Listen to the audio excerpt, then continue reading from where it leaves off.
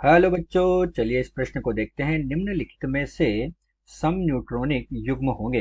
तो बच्चों हमें विकल्प ए में दिया गया है 6 कार्बन 14 तथा 7 नाइट्रोजन 13। विकल्प बी दिया गया है बच्चों 6 कार्बन 14 तथा 6 नाइट्रोजन 14। विकल्प सी दिया है बच्चों 6 कार्बन 14 तथा 8 ऑक्सीजन 16। और विकल्प डी दिया है बच्चों 6 कार्बन 14 तथा तथा 8 ऑक्सीजन 17। यहाँ पर विकल्प डी में बच्चों हमारे पास क्या है, 8 ऑक्सीजन 17 है। तो चलिए बच्चों सर्वप्रथम हम देखते हैं मुख्य अवधारणा। तो बच्चों इसमें हम क्या देखते हैं कि हमारे पास हमसे पूछा गया सम न्यूट्रॉनिक युग्म क्या होते हैं। तो सबसे पहले हम सम न्यूट्रॉनिक को जान लेते हैं। तो हम लिखते हैं बच्चों कि अलग अलग पदार्थों के वे परमाणु, अलग अलग पदार्थों के बच्चों हमारे पास अलग अलग पदार्थ हो सकते हैं। तो अलग अलग पदार्थों के वे परमाणु जिनके नाभिक में न्यूट्रॉन की संख्या कैसी हो, समान हो। कि वे परमाणु जिनके नाभिक में जिनके नाभिक में न्यूट्रॉन की संख्या समान हो, न्यूट्रॉन की संख्या समान हो। तो न्यूट्रॉन की संख्या है समान है, तो बच्चों वो क्या हो जाएंगे, हमारे पास सम न्यूट्रॉनिक हो जाएंगे। तो न्यूट्रॉन की संख्या समान हो, तो न्यूट्रॉन की संख्या तो बच्चों क्या होगी, समान होगी, लेकिन प्रोटॉनों की संख्या क्या होगी, भिन्न भिन्न हो। प्रोटॉन लेकिन प्रोटॉन की संख्या भिन्न हो, लेकिन प्रोटॉन की संख्या भिन्न हो। तो यहाँ पर क्या होना चाहिए बच्चों कि न्यूट्रॉनों की संख्या तो समान होनी चाहिए, लेकिन प्रोटॉनों की संख्या जो होगी भिन्न भिन्न होगी। तो वो हमारे पास क्या होंगे बच्चों, सम न्यूट्रॉनिक कहलाते हैं।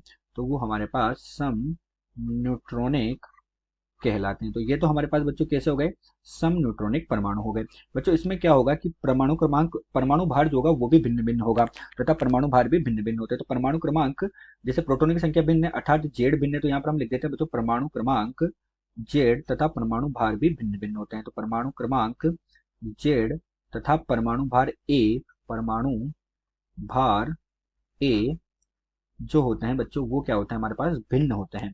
तो बच्चों न्यूट्रॉनिक क्या होंगे, न्यूट्रॉन की संख्या तो समान होगी, लेकिन प्रोटॉन की संख्या जो होगी बच्चों वो हमारे पास कैसे हो जाएगी, भिन्न भिन्न हो जाएगी। तो बच्चों ये हमारे पास सम न्यूट्रॉनिक परमाणु होते हैं। तो बच्चों हम देखते हैं कि कोई भी नाभिक जो होता है उसमें न्यूट्रॉन की संख्या क्या होती है। तो हम लिखते हैं बच्चों न्यूट्रॉन की संख्या, कोई भी नाभिक है हमारे पास, उस नाभिक में न्यूट्रॉन की संख्या निम्न प्रकार दी जाती है। तो न्यूट्रॉन की संख्या बच्चों हमारे पास होती है परमाणु द्रव्यमान संख्या ए, उसमें से परमाणु क्रमांक जेड को हम घटा देते हैं तो हमें न्यूट्रॉन की संख्या प्राप्त हो जाती है। यही बच्चों हमारे पास इस प्रश्न की मुख्य अवधारणा है। तो चलिए बच्चों अब हम प्रश्न को हल करते हैं। तो बच्चों प्रश्न में हमसे पूछा गया है कि सम न्यूट्रॉनिक कौन है। तो बच्चों उसके लिए हम एक एक विकल्प को लेंगे और एक एक विकल्प को लेते हुए उनको हल करेंगे। तो सबसे पहला विकल्प बच्चों हमारे पास क्या है, कार्बन 614। तो विकल्प ए में हमारे पास क्या है बच्चों, 6 कार्बन 14 तथा यहाँ पर दूसरा विकल्प क्या दिया है, 7 नाइट्रोजन 13। तो बच्चों सबसे पहले इनमें हम क्या करेंगे, प्रोटॉन की संख्या देखेंगे। तो प्रोटॉन की संख्या अर्थात हम क्या देख रहे हैं बच्चों, जेड देख रहे हैं। तो प्रोटॉन की संख्या इसमें कितनी है बच्चों, 6 है, और इसमें कितनी है बच्चों, 7 है। लेकिन बच्चों जब हम न्यूट्रॉन की संख्या को हम एन से दर्शा रहे हैं और प्रोटॉन को हम जेड से या पी से दर्शा सकते हैं। ये जेड हमारे पास बच्चों परमाणु क्रमांक प्रोटॉन की संख्या के बराबर होता है। तो न्यूट्रॉन की संख्या बच्चों हमारे पास कितनी होगी, ए में से जेड को हम घटाएंगे। तो यहाँ पर बच्चों 14 में से 6 को हम घटाएंगे तो हमें कितना मिला, 8 मिला। जबकि यहाँ 13 में से 7 को घटाएंगे तो हमें कितना मिला बच्चों, यहाँ पर 6 मिला। अर्थात इसमें बच्चों हमारे पास न्यूट्रॉन की संख्या समान नहीं है, इसलिए विकल्प ए तो नहीं होगा। हम बच्चों विकल्प बी में चलते हैं। विकल्प बी हमें क्या दिया गया है, 6 कार्बन 14 और 6 नाइट्रोजन 14। 6 कार्बन 14 और 6 नाइट्रोजन 14। तो बच्चों इसमें हम प्रोटॉन की संख्या देखते हैं। तो प्रोटॉन की संख्या तो दोनों में कितनी है बच्चों, 6 और 6 है। और न्यूट्रॉन की संख्या बच्चों हम देखेंगे तो 14 में से 6 घटाएंगे बच्चों ए में से जेड तो 8 और 8। तो बच्चों न्यूट्रॉन की संख्या तो समान है, लेकिन प्रोटॉन की संख्या हमारे पास बच्चों भिन्न भिन्न होनी चाहिए, लेकिन वो भी हमें समान प्राप्त हो रही है। तो बच्चों ये विकल्प भी हमारे पास यहाँ पर नहीं होगा। हम बच्चों तीसरे विकल्प पर चलते हैं। तीसरा विकल्प हमें दिया गया है यहाँ पर 6 कार्बन 14 और 8 ऑक्सीजन 16। तो 6 कार्बन 14 और 8 ऑक्सीजन 16। तो बच्चों इसमें हम देखते हैं प्रोटॉन की संख्या हमारे पास कितनी है, प्रोटॉन की संख्या है 6 और 8, और न्यूट्रॉन की संख्या बच्चों कितनी है, 14 में से 6 ए में से जेड घटाएंगे तो 8 और 8। तो बच्चों यहाँ पर हमारे पास क्या हो रहा है, प्रोटॉन की संख्या भिन्न भिन्न है और न्यूट्रॉन की संख्या हमारे पास समान है। तो ये बच्चों सम न्यूट्रॉनिक होगा।